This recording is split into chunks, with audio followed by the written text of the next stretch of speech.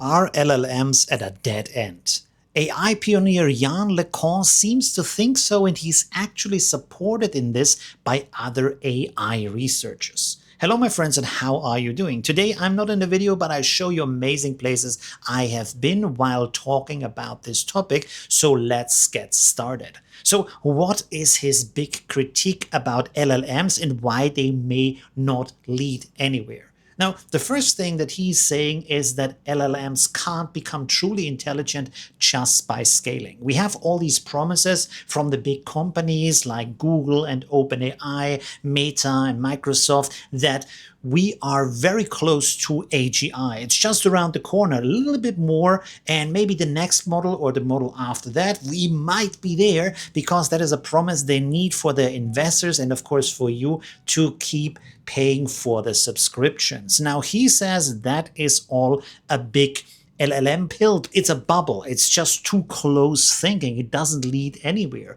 Now, the biggest problem here is that LLMs, as you know, predict only the next word. What is the most likely next word that is going to come in the text is going to generate for you based on your question. Now, as you can imagine, this is a tiny horizon. It only shows you what the next word is, not the end of the sentence, not the end of the paragraph, not the end of the text. And because of that, it doesn't really understand where things are going. And I think you already have experienced that when you're using LLMs because you ask questions and the LLM is just answering that question directly, but not really going like, for example, if a real teacher would answer the question for you, he would take into consideration who you are, where you are in your life, what kind of background you have with education, and then from that approximate what kind of knowledge is probably most useful for you, what kind of text you should study, things like that. Now,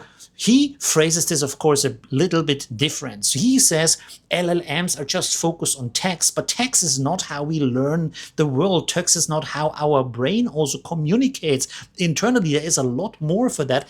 And of course, we are living in a physical world. So a lot of information that is needed to make good decisions is actually missing. For example, just because you know the word apple doesn't mean that you know how an apple tastes, how an apple smells. So there is a lot of limitation here on how you can actually plan with that word if you have no experience other than the meaning for that. So that is too limited, is what he says. And that is very important for actual intelligence also, because intelligence means not just that you can repeat the knowledge like a book can, but that you can actually think into the future. This is what actually makes us as humans most intelligent, is because we can be reflective about our surroundings. We can simulate different outcomes in our brain. We can be proactive about the future. And by envisioning the different outcomes, we can choose the thing that fits our individual situation the best. Now, of course, you can't do that if you only ever imagine the next word that is coming up. So see, he says this is an illusion of intelligence. And now this illusion that is actually shown to us, you always see this in the news. Oh, this has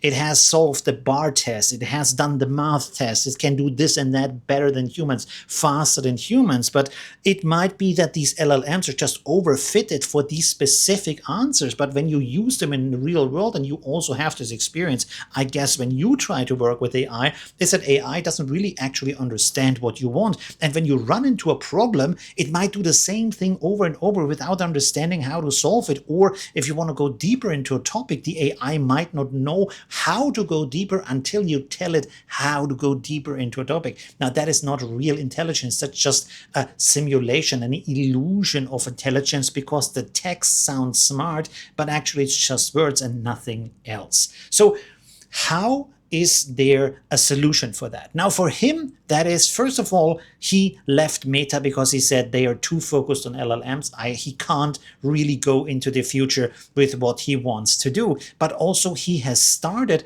a new company, and this company is called Advanced Machine Intelligence. Now here he wants to follow a different goal. First of all, of course, it's about the world model, so that the AI has a better understanding of what is going on in the physical world and has a lot more information than just context to base its decision on. But then also what he wants to use is something called JEPA. This is Joint Embedding Predictive Architecture. Now, what this does is that the AI has a model that predicts abstract representations of the world instead of predicting just raw words or pixels in the case of an image generation. And because it predicts different representations of the world, it can predict different outcomes for the future and then decide on the best path to go. So it can proactively plan what the result should be. And of course, this is especially interesting when you think about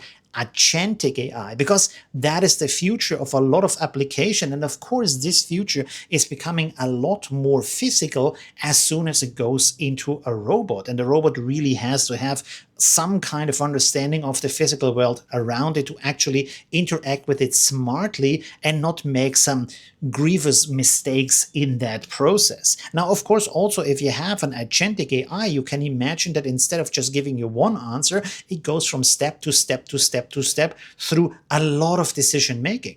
And of course, in that process, you can imagine that there is a kind of cascading effect where when one step is deciding wrong and the next step might also decide wrong because the prior step was wrong, it's kind of spiraling out of control. And this, of course, also is one of the doomsday predictions where AI might spiral in a way that you don't want to have because it's just coming to the wrong resolutions from that, right? So having an AI that can actually predict into the future what the outcome might be and choose from different outcomes what the best might be is not just having this small horizon of the next word, but actually imagining what is actually happening 10 or 20 or 50 steps down the line in this agentic process to plan smartly and design in this process 30 steps down the line, if this is supposed to happen, maybe I need to decide differently than I would in another case where I just decide on what is the most likely next step.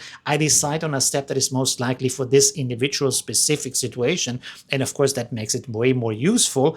And he says this is also a process that has a higher ability to actually go into real intelligence for AI, because again, just words are not enough to understand the world.